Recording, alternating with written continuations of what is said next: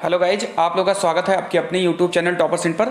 तो सबसे बड़ा और सबसे ज़्यादा क्वेश्चन जो मुझे कमेंट में पूछा गया है वो यही पूछा गया कि क्या सर जो बैंक अकाउंट हमें लगाना है स्कॉलरशिप के फॉर्म में, क्या वो अपने डिस्ट्रिक्ट का ही होना चाहिए? अगर मैं किसी डिस्ट्रिक्ट से भर रहा हूँ अपने स्कॉलरशिप फॉर्म को, तो क्या मैं दूसरे डिस्ट्रिक्ट में भी जो है अप्लाई कर सकता हूँ स्कॉलरशिप के लिए? यानी कि मेरा जो कॉलेज है वो कॉलेज अगर मान लो मुझे लखनऊ मिला हुआ है और मेरी डिस्ट्रिक्ट जो है वो कोई डिस्ट्रिक्ट है, जैसे फैजाबाद हो गया, अयोध्या, कोई भी अगर डिस्ट्रिक्ट हो गई है, तो क्या मैं उस चीज़ वहाँ पर मैं अप्लाई कर सकता हूँ? बहुत सारे क्वेश्चन और बहुत सारे बच्चों के क्वेश्चन है। और दूसरा है, क्या अकाउंट का जो केवाईसी है वो जरूरी है? अगर अकाउंट केवाईसी नहीं होगा तो क्या जो है स्कॉलरशिप नहीं आएगी?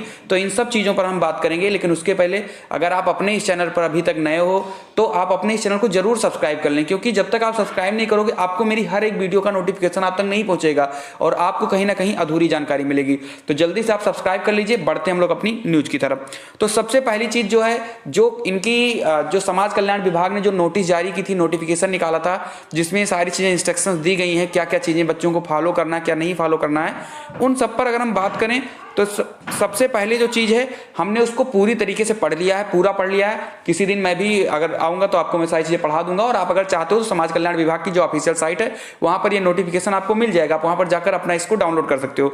यहाँ पर कहीं पर भी ये उन्होंने नहीं लिखा है कि जो है जिस डिस्ट्रिक्ट में आपका कॉलेज है या जिस डिस्ट्रिक्ट के आप हो उसी डिस्ट्रिक्ट की आपको बैंक अकाउंट चाहिए, ऐसा कहीं पर नहीं लिखा है। और जो मुझसे बातें हुई हैं, बहुत सारे लोगों से मैंने भी इस बारे में पूछा, उसके बाद ये वीडियो बना रहा हूँ, उन्होंने कहा है ऐसी कोई चीज़ नहीं है। ये रूल जो था ये पहले 2010 तक ऐसा रूल चला है, लेकिन उसके बाद ये रूल जो है वो खत्म कर दिया गया है। ठीक है, अब जो ऐसा कोई रूल नहीं है, आप कहीं से भी कर रहे हो, आपका कोई भी है, चाहे बीएड कर रहे हो, बीटीसी, यूजी, पीजी, कुछ भी कर रहे हो, आप 11 के हो, 12 को, किसी भी डिस्ट्रिक्ट में हो, आप केवल अकाउंट नंबर अपना सही भरिए, सब कुछ भरिए। दूसरा चीज जो है वो है केवाईसी को लेकर। तो केवाईसी के बारे में मैंने अपनी जो है एक वीडियो मैंने बनाई थी, उस पर बहुत सारे बच्चों ने कहा नहीं ऐसा कोई जरूरी नहीं, रिक्वायरमेंट नहीं है इसकी। तो कोई बात नहीं, मैं आपको यहां पर सीधा प्रूफ भी दिखा देता हूं। आप ये देख लीजिए, आप जब समाज कल्याण विभाग में जाओगे तो वहां पर ये ऑफिशियल जो उनका नोटिफिकेशन आया था स्कॉलरशिप को लेकर, वहां पर ये पॉइंट पर लिखा हुआ है, आप आराम से पढ़ सकते हो, चाहो तो आप स्क्रीनशॉट भी ले सकते हो। लिखा हुआ है आधार नंबर जो कि छात्रवृत्ति। यहां पर दो चीजें आपकी कंफर्म हो जाएंगी। एक कि क्या सर मैं अपना ही बैंक अकाउंट लगाऊंगा या पापा का भी बैंक अकाउंट लगा सकता हूं या किसी का भी मैं बैंक अकाउंट लगा सकता हूं। तो यहां पर दो चीजें लिखे हुए हैं, ध्यान से देखिए। आधार नंबर जो कि छात्रवृत्ति के आवेदन पत्र पर अंकित बैंक खाते से सीडेड हो। ठीक है, अब आप बताओ, जब आप छात्रवृत्ति के लिए आप फॉर्म डालोगे तो किसका आधार कार्ड लगाओगे? अपना लगाओगे, सबसे पहली चीज है।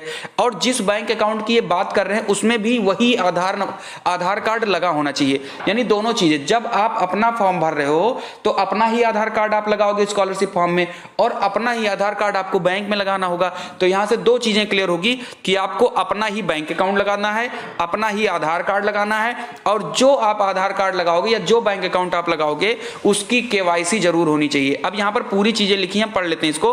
आधार नंबर जो कि छात्रवृत्ति के आवेदन पत्र पर अंकित बैंक खाते से सीडेड हो, भरना अनिवार्य है, क्योंकि वर्तमान वित्तीय वर्ष 2020-21 में छात्रवृत्ति का भुगतान आधार नंबर से जुड़े बैंक खाते में ही हो पाएगा।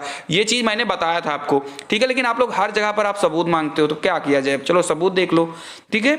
और आधार नंबर देने तथा उसकी सीडिंग बैंक खाते में करने से केवाईसी भी पूर्ण हो जाती है। जैसे ही आप आधार कार्ड से लिंक कराओगे आपके बैंक की केवाईसी आराम से हो जाएगी। अपनी बैंक खाता में केवाईसी फॉर्म भरकर अवश्य जमा कर दें। वहां पर आप जब बैंक में जाओगे, कोई बहुत बड़ी बात नहीं है, जब बैंक में जाओगे वो आपको एक फॉर्म दे देंगे, उसमें आपका भर देना, अपना नाम, पिता का नाम, एड्रेस वगैरह भर दिया जाता है, आधार नंबर डाल दिया जाता है, आधार कार्ड जो है उसमें पेंच करके उनको दे दो, बस हो गया केवाईसी। और क्या करना है?